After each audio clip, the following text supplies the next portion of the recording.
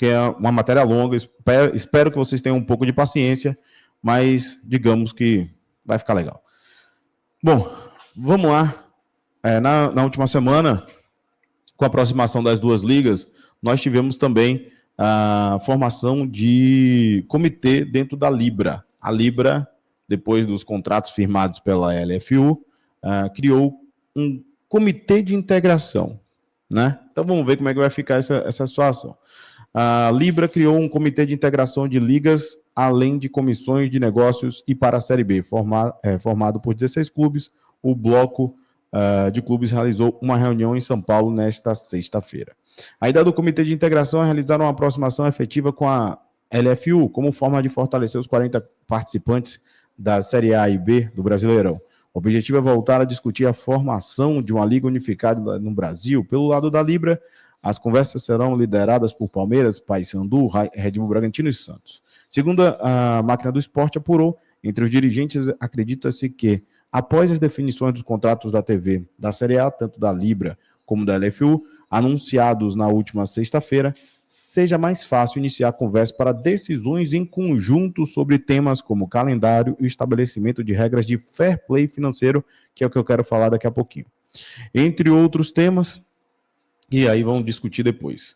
Uma unificação, porém, está descartada para os próximos 5 anos. É o que eu tinha falado lá atrás. Eu via com um certo descrédito essa possibilidade de uma unificação a curto prazo por conta dos blocos econômicos, tá? Não dá para juntar contratos diferentes, né? Desigualdade entre os contratos, então tem que aguardar a finalização do Acordo Globo. Quando terminar o Acordo Globo, aí sim eles podem sentar para fazer uma liga. Mas, de qualquer maneira, vamos aguardar. Está descartado pelos próximos 5 anos por causa dos contratos de direitos de transmissão diversos assinados por 2 blocos. A Libra vendeu os direitos de todas as plataformas para a Globo. Já a LFU fatiou em esses direitos com diversos contratos. Record, YouTube, Amazon terão participações e também teve a Globo através do Premiere. Beleza? Negócios e Série B. O comitê de negócios será composto por Flamengo, Atlético Mineiro, São Paulo, Palmeiras, Brusque e Bahia. Por fim, o comitê da Série B contará com Paysandu, Remo e Volta Redonda, que são os únicos participantes da Libra nesse sentido. Bom, teremos aqui o comitê de gestão e por aí vai. Mas o ponto fundamental é exatamente no comecinho dessa matéria, quando ele estabelece aqui que os 2 blocos estão querendo se unir para estabelecer algumas regras de fair play financeiro. E aí, vamos para a matéria que mais interessa, que é a bolha no Brasil. Vai estourar. Eu acho uma previsão um pouquinho catastrófica, mas vamos aguardar aqui, porque a matéria é interessante para a gente observar alguns pontos, tá? Vou parar na metade da matéria para que a gente possa discutir. A bolha no Brasil vai estourar. Falta de fair play financeiro deve trazer consequências. Estadão procura os 20 clubes da Série A para saber se são a favor do fair play no futebol brasileiro e como defendem a implementação dessa medida. Só um momentinho. Aqui foi. Pode falar. Rápido. Então vai lá para o quarto, liga o ar-condicionado. Não dá, filho. Ou você vai para o quarto ou você vai ter que ficar aqui. Por favor, decida, porque senão não tem o que fazer. Então, deixa eu continuar aqui. Medida que poderia ajudar a equilibrar o futebol brasileiro, o fair play financeiro não avançou no Brasil, mas o debate segue intenso. É comum ver dirigentes de alguns dos principais times da primeira divisão comentando o assunto, especialmente após os altos gastos dos clubes na atual janela de transferências. O Estadão entrou em contato com 20 dos clubes da Série A do Campeonato Brasileiro para saber o posicionamento de cada um sobre o assunto. Questionados se são a favor da implementação do fair play financeiro no Brasil, todos os clubes ouvidos pela reportagem afirmaram ser favoráveis a uma regulamentação sobre o tema no país. Ao serem perguntados, de que maneira a regra deveria ser aplicada, as respostas foram diversas. Algumas das hipóteses citadas foram limitar os gastos de maneira proporcional à receita, veto à inscrição e contratação de atletas como punição a pendências financeiras, além de um estudo para a implementação de um regulamento condizente com o mercado brasileiro. Bahia, São Paulo e Vasco foram os únicos a não responder. O Botafogo respondeu um dia depois de ter a reportagem ter sido publicada. Bom, vamos lá. Uma das cartolas mais poderosas do país, Leila Pereira, presidente do Palmeiras, defende com veemência a regulamentação. Se depender dos clubes, não vamos ter isso, regulamentação, porque vários agem de maneira irresponsável. Dirigentes deixam dívidas para os seus sucessores e não acontece nada. Luto para que tenhamos mais investimentos no nosso futebol. Sonho para que venha a regulamentação, o fair play financeiro, para que os dirigentes mal intencionados sejam punidos, disse ela recentemente. Na verdade, os dirigentes não vão ser punidos, né? A intenção, em tese, é que haja punição para os clubes. Os clubes seriam punidos por atos dos seus dirigentes. Veja que aqui, pelo menos à primeira vista, né, estaremos falando aqui de limitar os gastos, que acontece na Europa, veta a inscrição e contratação de jogadores e atletas. Isso aqui é do clube. Nada está falando de responsabilização de dirigentes. Né? Cada um teria o seu estatuto próprio, só se houvesse uma lei especial para isso. A lei da geral do esporte acontece, né? Mas que não tem sido implementada, pelo menos nas gestões, porque é muito recente. Times da primeira divisão já movimentaram aproximadamente 371 milhões de euros em transferências. Maior valor já registrado na história do Brasil. Paulo Brax, diretor executivo do Atlético Mineiro, demonstrou preocupação com o aumento das cifras e fez um alerta. A bolha vai estourar. O que eu acho curioso apenas é que os mesmos dirigentes que estão falando sobre bolha são os que mais gastam. Atlético Mineiro, Palmeiras, Botafogo, são os principais dirigentes que, de certa forma, estão esbanjando, mesmo com dívidas absurdas e receitas pequenas. Por exemplo, o Botafogo tem receitas baixíssimas. Tem hoje maiores receitas, muito mais pelas vendas, que são os variáveis, mas as receitas que são recorrentes são baixíssimas. O Botafogo não chega a 500 milhões. Não chega a 500 milhões. Com dívida já aproximadamente de 1,3 bilhão, e olha que ele fez contratações em torno de 20 e poucos milhões recentemente. Então, são esses que estão discutindo o fair play financeiro do Brasil. Alguns clubes fazendo investimentos que não têm condições, o Botafogo é um deles, e pela falta de fair play financeiro, o papel aceita tudo, mas essa bolha vai estourar. O Atlético vai estar pronto quando essa bolha estourar. Claro, o Atlético foi um dos que já estourou o seu orçamento, tanto é que virou SAF por conta da irresponsabilidade dos próprios administradores, que hoje são os administradores da SAF. É muito curioso a hipocrisia dessa matéria, mas vamos seguindo. Os investimentos estão acima de um nível que se esperava para o futebol brasileiro, os salários estão acima do que se esperava no futebol brasileiro, e o mercado brasileiro, entre clubes, tem gerado negociações que até 3, 5 anos atrás eram impensáveis. É natural, gente. E eu falei isso falei isso ano passado. Ano passado foi em 2023, acho que foi 2023 que eu comentei aqui. Que uma das coisas principais, que era a chegada da SAF. As SAFs, com certeza, vão impactar nas negociações dos clubes. Por quê? Porque essas instituições, ou essas entidades SAF, não precisam necessariamente vender os jogadores, porque elas, em tese, estão pagando salários em dias, fazendo pagamento de dívidas, entrando em recuperação, entrando em regime centralizado de execuções.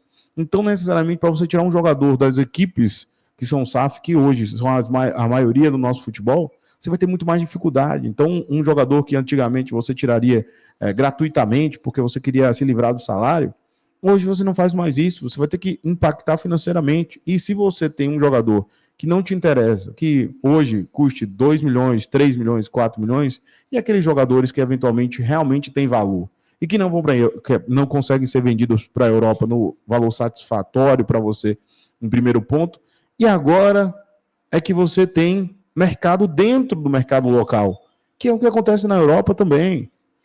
Barcelona e Real Madrid contratam vários jogadores da liga local, assim como, né, em cascata, cada um contrata na própria liga ou de outras ligas, porque lá também é tudo muito próximo. Então, assim, me parece que eles não entenderam que essa chegada de SAF, por exemplo, tem esse viés também de aumentar. A SAF vai ter condições de pagar um salário para um Caio Alexandre e disputar com o Corinthians.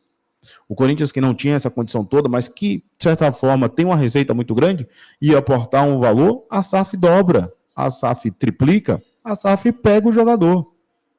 O investimento é muito menor do que você investir na Europa.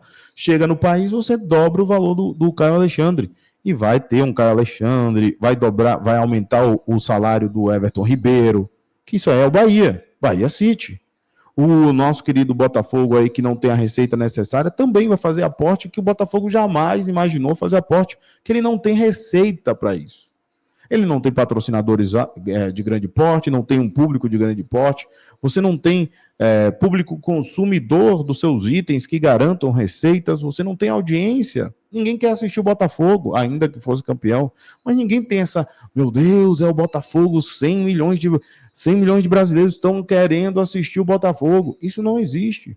Eu falei isso em 23, quando tivesse a SAF, tudo ia impactar, isso ia modificar facilmente, disseram que era maluco. Tá aí, agora tá todo mundo reclamando, dizendo que é bolha. Os clubes não têm a condição, mas os donos dos clubes, se eles quiserem aportar, eles eram. Aí ele vai ter que reaver esse valor lá na frente. Como foi o caso do próprio... Trouxe aqui o Cruzeiro do Ronaldo, Fenômeno. O Ronaldo pega o Cruzeiro falimentar, conserta aquela empresa quase indo para a Série C, faz um aporte baixíssimo, 70 milhões, e vende por quase 500. Tem ali um impacto de quase 410 milhões no bolso do Ronaldo, para o impacto do Pedrinho, que depois vai fazer investimentos. O Cruzeiro deve, mas os caras têm dinheiro para fazer isso. Só que o negócio tem que ser sustentável para a SAF. Para a SAF, se ele tem dinheiro, tudo bem, mas uma hora ela vai querer o retorno. Aportar por aportar não vai acontecer. Mas eles não querem pensar na SAF dessa forma. Por quê? Porque vai incomodar o Palmeiras. O Palmeiras não quer ser SAF. Ele já é uma SAF híbrida com a Crefisa. Né? A Crefisa não quer fazer o mesmo aporte do que o Textor está fazendo agora. Apesar do que, nessa janela, ela fez. Claro, muito por conta das vendas dos seus jogadores de base. Mas vamos seguir. O economista César Grafietti, referência no Paris sobre o tema, concorda que é uma bolha no futebol nacional e que ela irá estourar em algum momento. Ele destaca que o movimento acontece porque, naturalmente, os clubes podem gastar mais que os dos outros, enquanto os demais gozam de incentivo adicional pela entrada de dinheiro extra em comum por patrocínio de casa de apostas, além de algumas SAFs que estão aportando valores sem lastro para deixar equipes competitivas, que é o que eu estou falando. A bolha vai estourar? Depende da SAF. Só que o pessoal aqui ainda não percebeu que a SAF é realmente sem lastro, dependendo de quem quer aportar. Se em algum momento tivermos algum limite, aí sim teremos uma questão de ajuste dessa SAF ao futebol brasileiro. Enquanto isso, eles estão investindo no futebol. Tá ruim? Vamos ver lá na frente. A bolha vai estourar, isso é fato. Sentencia o economista. O economista erra pra caramba. Já enxergo que os números de 2024 são muito ruins do ponto de vista de resultado e dívidas. Em 25 será ainda pior. Não adianta todo mundo gastar o que não tem, porque o resultado será sempre o prejuízo e aumento de dívida. O que o Flamengo e o Palmeiras fazem é justificar. É justificável o que o Palmeiras e o Flamengo fazem. O Flamengo aumentou dívida. É justificável? O custo-benefício? É sério? Ele me soltou essa. Realmente ele trouxe que era justificável. O que o Palmeiras faz é ter uma SAF híbrida que sempre dominou por conta da Crefisa, aportes do Paulo Nobre, aporte da Leila Pereira. Então é justificável? Não é justificável. Ele tem que estar dentro de um orçamento que tenha, né, determinado ajuste, né, dentro dos preceitos de um fair play. Agora, justificar o Flamengo ou o Palmeiras? Claro, o Flamengo, porque tem grande receita, mas a dívida aumentou. Por quê? É justificável. O Bahia também porque é o Grupo City. Olha aí, ó. Tem muito dinheiro. Então, quem tem SAF com muito dinheiro é justificável. Isso é um contrassenso ao que ele está falando, porra. É um contrassenso do que ele está falando. Os outros não, porque ninguém tem todo esse dinheiro. Então, se tiver dinheiro, pode. Porra.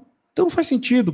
É por isso que eu falo, economista gosta de criar dificuldade sem entender. Se a SAF tem o aporte, consegue fazer o aporte, continuar o lastro durante algum tempo, para depois reverter em lucro, é uma coisa.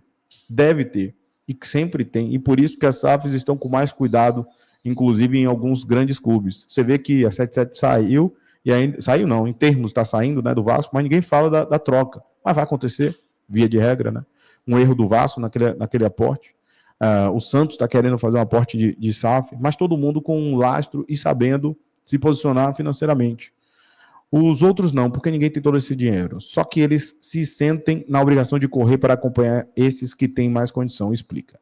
Quando eu vejo o Corinthians não é SAF. São Paulo, mesmo Cruzeiro, que é SAF, mesmo Cruzeiro, Pedrinho com uma grana violenta. E o próprio Atlético Mineiro fazem esses movimentos. Eu não consigo ver lógica financeira. Eles fazem um movimento de reação para competir com os mais organizados que estão um passo à frente. O Botafogo mesmo não tinha condição de contratar jogadores como fez e foi campeão. Então ele é mais um incentivador de crescimento da bolha pelo lado ruim. Em resumo, o fair play financeiro tem como objetivo manter o equilíbrio da indústria do futebol por meio da saúde financeira dos clubes, explica Grafietti. Boas práticas incluem não atrasar o pagamento de salários, encargos trabalhistas, recolher impostos em dia e evitar o acúmulo desenfreado de dívidas. A ideia nasceu há cerca de 15 anos, né, na Europa, após a UEFA ver clubes de maior investimento ficarem em débito com outros mais modestos, que por sua vez não conseguiu manter suas operações estáveis. Tem um jogador brasileiro de clube médio que está ganhando como um clube grande da Itália, da França, da Alemanha ou mesmo da Espanha. Não faz nenhum sentido. Sem citar nomes, Grafietti diz que são irresponsáveis os dirigentes que contratam atletas com salário alto, mais de 1 milhão, e que não estariam em nenhum top 100 de receitas em ligas mais fortes. É um sinal claro de que perdemos a mão. Não, o sinal claro é que nossa moeda é muito desvalorizada. E 1 milhão aqui é o quê? 6 dá 100 mil. Então, para que você mantenha esse atleta dentro da Europa, você precisa ter o cuidado, de certa forma, em fazer investimentos nos caras certos. Não há lógica, é óbvio que está lógica, porque se você não tem jogadores de grande capacidade, você não tem grandes patrocínios, você não tem estádios cheios, então você precisa fazer investimentos. Esses investimentos vão causar uma liga que antes era de 2 bilhões para 3 bilhões em 5 anos. Então você aumentou 50%. Há lógica nisso. Só que eu acho que, como este cidadão aqui, esse economista aqui na frente, ó, como há exceções que privilegiam certo nicho, então a gente está tratando de reserva de mercado. Só esses podem gastar. Só o Bahia, Flamengo e Palmeiras. O restante, não. O restante não pode. Mesmo com suas recuperações judiciais, com seus regimes centralizados. Isso aí está muito claro. Está muito claro o que está sendo proposto pela lei. A lei está desenfreada para isso, porque ela não quer gastar mais do bolso dela. Mas aqui, limite de gasto. Existem diferentes modelos do fair play financeiro aplicados nas principais ligas da Europa. Recentemente, Everton e Nottingham Forest foram punidos com perda de pontos na Premier League por apresentarem déficits financeiros superiores ao permitido da liga inglesa em um período de 3 anos. Portanto, 3 anos, né? Na Espanha, na La Liga, segue um caminho parecido com a UEFA, limitando 45% dos gastos da receita com salários. Se fosse 45% da receita com salários, o Corinthians estava safe, pelo amor de Deus. E planeja aumentar para 70%, o Corinthians vai estar safe do mesmo jeito. E eu falei para vocês o seguinte, colocar limite de gastos para times de pequeno porte vai fazer com que a gente tenha reserva de mercado dos times grandes. E acabou. É isso. Eu venho batendo nessa tecla há algum tempo, tá? Bom, de âmbito geral, só para lembrar, contratações mais caras de 2025, Paulinho, Palmeiras, ó quem tá pedindo fair play, né? Contratações mais caras de 2025, estamos no mês de fevereiro. Paulinho, Palmeiras, 18, Facundo, 12, mais 7 do nosso querido Palmeiras com Emiliano aqui. Então aí, só nessa brincadeira aqui, nós temos 37 milhões de euros já aportados. Fora o Arthur do Botafogo, entre outras condições aqui de contratação, certo? Então, no âmbito geral, ele pede, por que eu preciso limitar o Fortaleza, que é um clube praticamente sem dívidas, a gastar 70, 80 da receita se ele não tem mais nenhuma obrigação? Ele poderia gastar até 95 se as dívidas estivessem zeradas ao próximo mais disso. E já o Corinthians, que tem 2 bilhões, eu não posso deixar ele gastar 70% da receita, porque ainda vão ter dívidas para cobrir. Se ele não vai cobrir, eles vão continuar crescendo, gerando dívida. Ou seja, ele quer discutir, eles que vão, de certa forma, controlar a dívida do outro. É isso, né? Ou seja, é aquele limite que eu falei para vocês. Ah, por que eu tenho que limitar para o 70 e 80? Porque a regra é geral, para que o Fortaleza não entre em descontrole, porque aí ele vai entrar em outra regra. Então, assim, para o Fortaleza que está livre, a regra é livre, né, de gastos. Pode até 95, fica à vontade, pode gastar à vontade. Agora, se é o Corinthians, que é o foco, a lei do fair play é feita por Corinthians, não é feita pelos outros, né? É necessário um modelo que combine com as duas coisas, pelo menos por algum tempo. Pelo menos por algum tempo, até que a gente consiga chegar daqui a 5, 6 anos com um cenário em que as dívidas estão mais equacionadas. Os times podem ter mais liberdade de gasto e aí sim se passa a controlar basicamente os gastos. Há quem acredite que os investimentos no futebol por meio do dinheiro de terceiros, como acontece com as SAFs, ferem o fair play financeiro. Sobre isto, o especialista faz uma ponderação. Quem entra em um negócio de SAF geralmente está comprando um ativo desvalorizado, que precisa de investimento. Não me parece fazer sentido, neste primeiro momento, limitar os gastos de Botafogo e Cruzeiro, por exemplo, em relação às receitas, porque até para elas crescerem, o clube não consegue ter uma mudança necessária.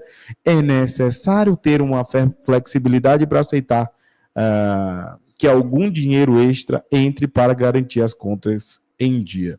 Vocês percebem? Vocês perceberam qual é o cunho para o Botafogo que entrou como SAF? Não adianta ter limite, porque agora que eles estão investindo, o que eu falei lá atrás, acabei de comentar sobre isso, acabei de comentar o ponto fundamental dessa brincadeira. O cara está querendo investir, precisa ter um time forte, tem que ter receita, tem que ter um time campeão, tem que ter um time que tem ali estádio cheio, patrocínios novos. Ora, ele abre diversas concessões para os outros, para o Corinthians não. Mas isso eu venho acompanhando há um tempo, é só o Corinthians, o radar é só o Corinthians. Bom, então tá aí o âmbito geral, já vamos seguir em frente, mas eu queria só dizer o seguinte, o fair play financeiro, eu vou, como eu falei em 2023, vou falar agora em 2025. No modelo atual do futebol nacional, os times pequenos terão dificuldades, se tiver um limite geral, vão ter dificuldades para manter times bons. Os times grandes continuarão grandes e vão ficar ali disputando com um nicho pequeno. Alguns times entrarão na regularização daquele percentual. E do âmbito geral, ninguém cai, deixa os pequenos sempre fazendo vai e volta da Série B. E os grandes disputam o Campeonato Brasileiro. E é isso, acabou. Não tem mais nada para se fazer. Nada. Isso aí é um fair play para o Corinthians. O Corinthians é exemplo negativo de tudo. Quando o Atlético Mineiro foi campeão em 2021, não existia fair play financeiro. Ele trouxe o Hulk. Foi campeão brasileiro, foi campeão da Copa do Brasil, não foi? Depois, 2 anos depois, já estava em dívida de bilhão quase. Ninguém falava de fair play financeiro. Quando foi campeão, depois, quando o Corinthians está aí fazendo uma organizaçãozinha mínima, não, o Corinthians é o pior exemplo possível.